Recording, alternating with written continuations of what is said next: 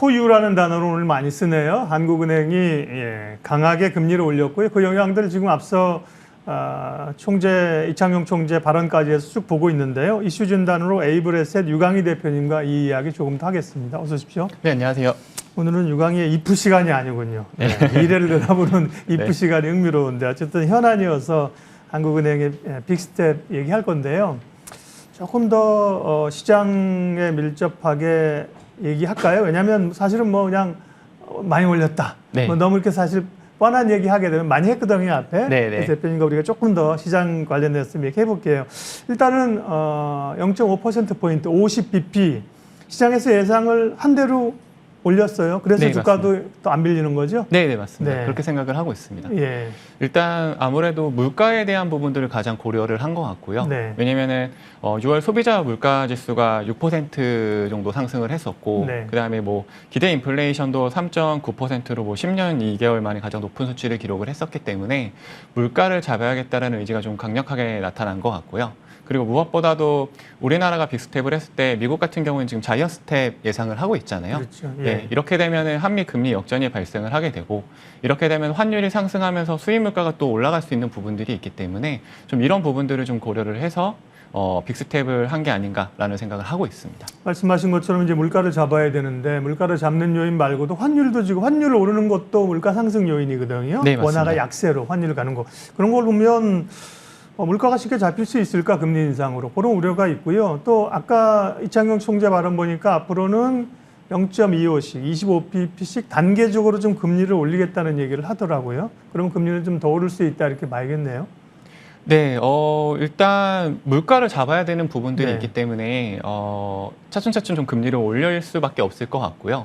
그런데 현재 지금 물가가 올라가는 부분들이 왜 이렇게 올라가고 있는지를 한번 살펴보는 게 좀 중요할 것 같습니다. 네. 기본적으로 유가가 오르고 그죠? 예, 맞습니다. 환율 오르고. 예, 네. 그렇기 때문에 현재 인플레이션 같은 경우 이제 비용 상승형 인플레이션이라고 그렇죠. 보시는 게 맞을 것 같고요. 아무래도 비용 상승형 인플레이션을 좀 해결하기 위해서는 뭐 공급망 문제가 해결이 되거나 원재재 가격들이 좀 안정이 돼야 되는데, 금리 인상으로 사실 이런 부분들을 해결하는 것은 어렵다고 생각을 하고 있고요. 물론 금리를 인상을 하게 되면은 뭐 수요가 줄어들게 되면서 물가가 어느 정도 좀 잡힐 수 있는 부분들은 있지만 근본적인 해결은 좀 어렵지 않을까라는 생각을 좀 하고 있습니다. 네. 그러니까요. 물가 때문에 한국은행이 금리를 올렸는데 사실은 뭐 그 요인 말고도 다른 요인들도 많고요. 네, 맞습니다. 네. 미국과의 금리 역전 이런 게 더 고민이 되는 거죠. 안 올릴 수 없어서 할 수 없이 올리는 그런 경향인데요. 그러면 금리를 올리면서 우리 경제 부문별로 미칠 수 있는 영향은 어떻게 될까요?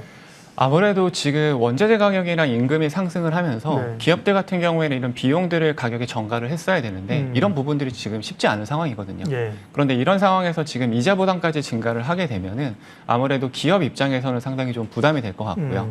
그리고 제가 최근 자료를 좀 찾아봤었는데 대한상공회의소 자료를 보게 되면은 영업이익으로 이자 상환을 못하는 한계 기업이 지금 16%로 상당히 많이 올라가고 있다라고 합니다. 특히 이제 중소기업 같은 경우에는 자금을 조달하는 과정에서 뭐 유상증자를 하거나 혹은 채권을 발행을 하거나 대출을 통해서 자금을 좀 조달을 해야 되는데, 중소기업들 같은 경우에는 신용도의 문제 때문에 은행의 대출에 의존하는 경향들이 있습니다. 그런데 이렇게 기준금리가 50bp 인상이 되면은 중소기업 같은 경우에는 이자 부담이 2조 8천억 정도가 증가한다는 보고서들이 나오기 때문에 기업들 입장에서는 상당히 좀 부담이 될 것 같고요. 그리고 가계부채도 지금 우리나라 같은 경우에는 1,800조 원을 넘어서고 있기 때문에 이런 부분들도 좀 고려를 해봐야 될 것 같습니다. 왜냐하면은 2020년과 2021년도에 뭐 B2도 하시고 연끌을 하시면서 은행 대출을 상당히 많이 받으셨는데, 아무래도 변동금리 대출 비중이 높다 보니까 지금처럼 빅스텝을 하게 되면 이 부분에서도 상당히 좀 가처분 소득이 줄어들 수 있는 부분도 있을 것 같고요. 무엇보다도 지금 금리가 인상이 되면서 대출을 받는 부분에 부담을 느끼시다 보니까 부동산 거래가 좀 많이 줄어들고 있습니다. 이렇게 되면은 부동산 가격이 좀 하락하면서 자산이 좀 부실화될 수 있는 부분들도 우려가 되고 있는 상황입니다. 네. 자, 투자자 입장에서 우리가 생각해 볼 얘기를 조금 더 직접적으로 해보자고 했어요. 결국 이제 금리 역전 가능성이 있는 건데요. 그리고 이제 가까스로 우리도 맞추고 있는 건데 그에 따른 후폭풍, 뭐 자금이 빠져나간다든지 환율 시장이라든지 그런 우려들은 크게 안 해도 됩니까? 아니면 우려할 요소라고 보세요? 저는 개인적으로 미국에서 미국에서 이제 75bp를 인상을 네. 한다라고 하면은 금리 역전은 당연히 뭐 있다라고 보고 예상을 하고 있고요. 네. 그렇게 되면은 아무래도 외국인 투자자들 입장에서는 한국 증시가 지금 좋지 않은 상황인데 환율이 너무 빠르게 인상이 되게 되면은 외국인 투자자들 입장에서는 좀 이탈할 수 있는 부분들이 충분히 있다라고 생각을 합니다. 그리고 이런 부분들을 좀 고려를 했을 때 앞으로 우리나라가 금리를 인상을 했지만 미국이 좀 더 빠른 속도로 인상을 하고 있기 때문에 계속해서 좀 외국인 투자자들이 어떤 그 포지션을 취하고 있는지 이런 부분들을 좀 체크를 하면서 접근을 하는 게 필요할 것 같습니다. 이번 주가 아주 뭐 빅스텝 주간, 빅 이슈 주간인데요. 한국은행의 금통위는 끝났고요. 이제 오늘 밤에 우리는 오늘 밤 내일 새벽에 미국의 6월 물가지수를 성적표를 보게 돼요. 상당히 높게 나올 걸로 백악관에서 이미 좀 연기를 뿌렸다고 하나요? 네네. 얘기를 했고요. 높게 나올 것이다. 연준도 75bp를 인상할 가능성이 지금은 굉장히 높다. 시장이 알고 있는데 그게 오히려 이제 악재가 아니라 시장에서 좀 알고 있는 걸로 해석을 할 수 있을까요? 네, 기본적으로 시장 예상치는 이제 미국 CPI가 한 8.8% 정도를 전망을 하고 있는 상황이잖아요. 이런 부분들을 좀 고려를 하면은 시장 예상치 정도 나온다라고 하면은 시장에서는 이제 불확실성이 좀 해소되면서 어느 정도 좀 안정을 찾을 수 있는 부분도 있을 것 같은데요. 그런데 만약에 이제 시장 예상보다 조금 더 높게 나온다라고 하면은 7월 FOMC 회의에서 100bp에 대한 이야기들도 나올 수 있기 때문에 이 부분은 조금 시장에 좀 부담이 될 수 있는 부분도 있을 것 같습니다. 그리고 무엇보다도 현재 국제 그 유가랑 그리고 원자재 가격들이 조금 하락 안정세를 하락 안정세로 가고 있는 부분들이 있기 때문에 이런 부분들을 좀 고려를 했을 때 저는 개인적으로 미국에서는 75bp 정도를 인상하지 않을까 예상을 하고 있습니다. 그래서 우리는 이제 어떻게 해야 되는가 마무리 질문, 전략 질문으로 가볼게요. 금리가 사실은 계속 오르면 금리 인상 수혜주가 가야 되는데 은행주 대표적으로 뭐 요즘 주가 약하거든요. 못 가고 네. 있어요. 그럼 이제 금리 인상을 추세를 보고 금리 인상 수혜주로 가는 게 맞는지, 한편에서는 오히려 최근에 금리 인상 속도가 주춤했다고 해서 성장주가 막 오르잖아요. 다시 네네. 인터넷이나 뭐 바이오나 게임 이렇게 어떻게 금리와 관련돼서는 어떻게 전략을 세워야 돼요?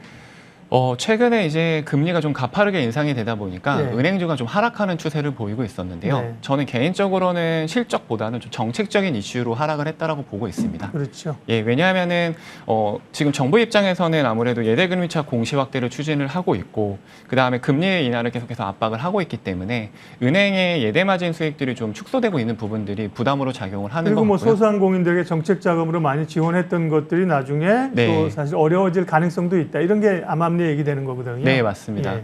그리고 또 가계대출 규모가 좀 감소하고 있기는 하지만 좀 네. 부실화 우려가 생기면서 대손 충당금도 싸고 있는 부분도 있고요. 네. 무엇보다도 지금 보험 관련된 보험주 같은 경우에는 자산 건전성 우려에 대한 이야기들이 나오고 있는데요.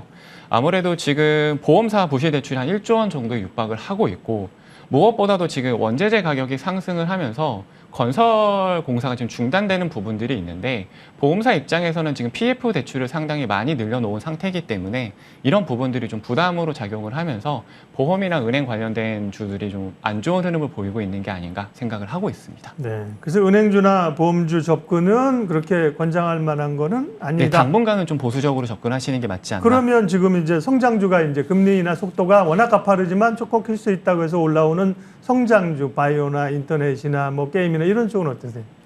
개인적으로 뭐 카카오나 네이버 같은 성장주 같은 경우에는 네. 일단 금리가 좀 가파르게 오를 수 있다는 부분들이 시장에 선반영이 됐다라고 보고 있고요. 네. 물론 뭐 시장 예상치보다 더 높게 소비자 물가지수가 나오면서 시장 예상보다 더 빠르게 금리를 인상을 한다라고 하면은 추가적인 하락도 예상을 할 수 있지만 일단은 선반영된 부분들이 있기 때문에 분할 매수 관점에서 성장주에 접근을 하시는 것도 괜찮지 않을까 생각을 하고 있습니다. 네.